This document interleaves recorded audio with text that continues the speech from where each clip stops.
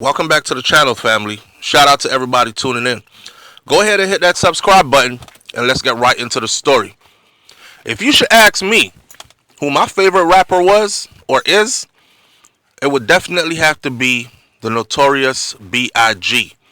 Right up there with Tupac Shakur, of course. Now, I'm a bit biased.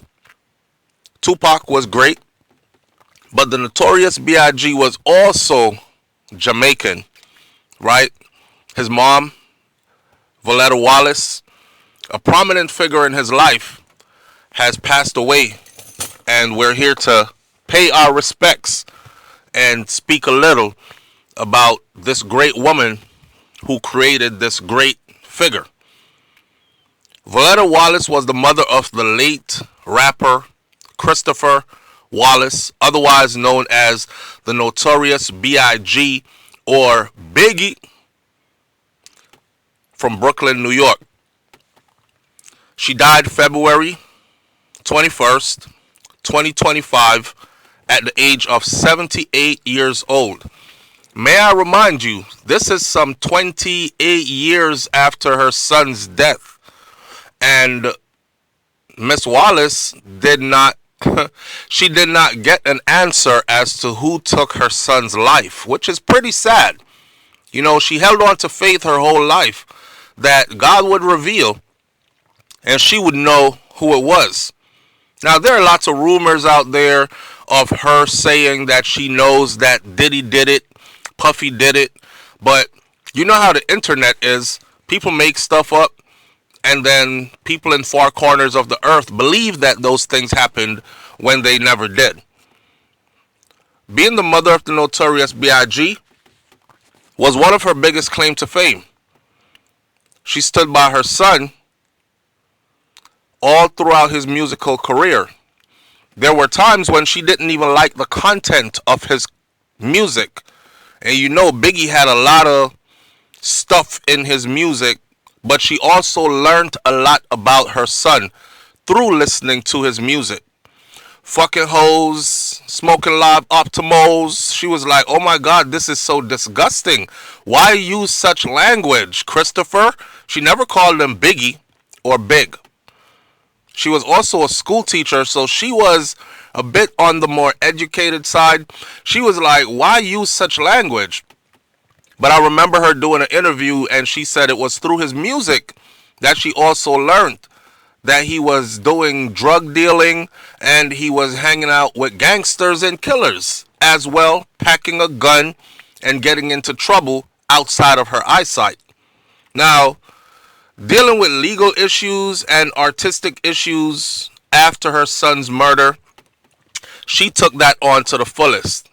She also played herself in the 2018 film that's called City of Lies. Everybody wants to know how she died, how she passed away. The only thing we have so far, it's listed as she died of natural causes in hospice care at her home in Stroudsburg, Pennsylvania. Natural causes. You know, we all have a date with death. Some will die of a heart attack. Some will die at the hands of other human beings. Some will die of accident. Some will die of sickness and ailments that will last a while. And some will just simply, you know, their body has given up at that particular age. She was 78 years old. Now, 78 is not really young when you see people living until they're like 99. But at the same time, not all of us get to make it to 99 and 100, right? She shaped the legacy of the Notorious B.I.G. She played the rapper's music as a child for us, because Biggie started making music from a very young age, and she would record him. And there was one time when she played him getting into it, and I guess that's why he became such a good freestyler slash lyricist. Miss Wallace also navigated the legal and artistic questions that arose after her son's killing. And her two grandchildren from her son, she took very seriously. C.J. Wallace Jr., which is Biggie Jr., and his daughter. Here's a thing and a fun fact to show you how great and how focused this woman was on not letting her son's legacy die, and also taking what he had earned and turning it into generational wealth, true generational wealth. You see Biggie's children, and you might think, their daddy had about $10 million at the time of his death. I'm sure that money is squandered away now. Well, here's the real story. Fact check. Miss Wallace, at the time of Biggie Smalls' death, her only son, her only child, at the time of his death, Miss Wallace realized that Biggie had a $10 million fortune to his name. Now, you might think that's a lot of money, but by the time you're done paying P. Diddy, Puffy, Bad Boy for all the stuff that goes to those records, the promotion, the marketing, the whatever, by the time you're done paying off Biggie's lifestyle for all the stuff that was rented and all the people who were owed, by the time you split that money up into properties that needed to be paid off, by the time you split that money up into plans for his children, there wasn't much money left. She took his estate at $10 million after he passed away, and she worked and worked and worked. And today, at her passing, 28 years after her son's passing, although she did not find out, or we did not find out, who killed Biggie, she passed away, leaving his estate today in the hands of his two children, and his estate is worth $110 million today. You got to give a round of applause to a mother like that. You know, Miss Wallace, a great woman. She came, she saw, she conquered, she taught her son how to conquer, and he did as well. That is why he is the Notorious B.I.G. Everybody is born from a mama, whether C-section or she pushed you out the vaginal way. But not everybody gets to live in the limelight and go down in history as a legend and is still remembered decades after their passing. Facts. Now, Voletta Wallace, for those Jamaicans who want to know which part of Jamaica she come from, come and know that she's a Jamaican and all. Hey, she was from Trelawney in Jamaica. You know, they have her listed as a producer. They have her listed as an actress. She's known for, she played in Knocked Up in 2007, Notorious in 2009, and City of Lies in 2018. And she died on the 21st of February, 2025. In honor of her, I will go visit all those today just to see Miss Wallace shine. She was a producer and an actress. That was definitely after Biggie's passing, okay? She assumed the roles of producer, and it became very necessary for her to also become an actress. So go check out Knocked Up, Knocked, Knocked Up. That came out in 2007. Go check out Notorious. It came out in 2009. And go check out City of Lies. That came out in 2018. We're forever grateful to Miss Wallace for giving us the Notorious B.I.G. We're forever grateful to her for the way she represented Jamaican women. She was a no-nonsense mother. Even Biggie Smalls spoke about it. She was the traditional Jamaican mother from the old school.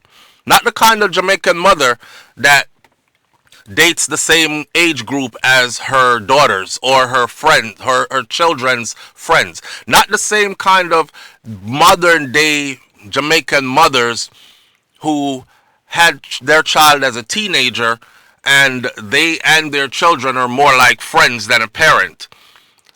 Biggie speaks of growing up in his neighborhood and his mother, everybody knew on the block that his mama was the strictest of them all. She's the one who everybody would straighten up and fly right, even though they were outside doing things. Even the drug dealers on the block, even the gang members on the block, they would, when they saw Miss Wallace coming, according to the stories that were told, they would actually straighten up and fly right. Good morning, Miss Wallace. Good afternoon, Miss Wallace. And they would have to ask her permission for Biggie to come downstairs, or Christopher, as she calls him, to come downstairs and play. She would make sure that he got his homework done first, and then that he would only play downstairs where she could actually see him from the window upstairs. She was one of those kind of Jamaican women. Like I said before, she was also a school teacher for a while. And then when her son passed, she assumed the role of taking over his estate, managing his estate, becoming an actress, as well as becoming a producer credited. And she grew his $10 million estate to $110 million at the time of her passing, which was February 21st of 2025. So again, big up to this Jamaican woman, this queen. And may she now be with her son, who she loved so much. This is a part of life. I'll end this video by saying this. We are all appointed death. We know not the minute nor the hour, and that is absolutely true. It is not the fact that you were born or the fact that you will die.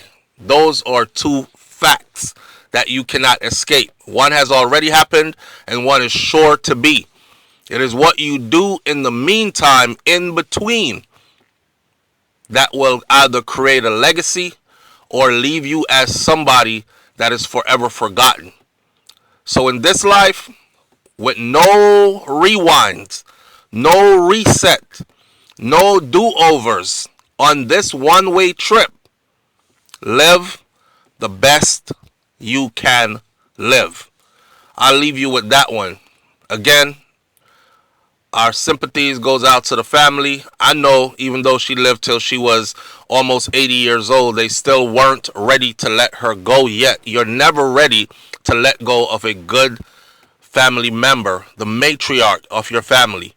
But God said it that way. Leave your comments in the comment section below. Tell me what you think about this one. And I'll catch you on the next video.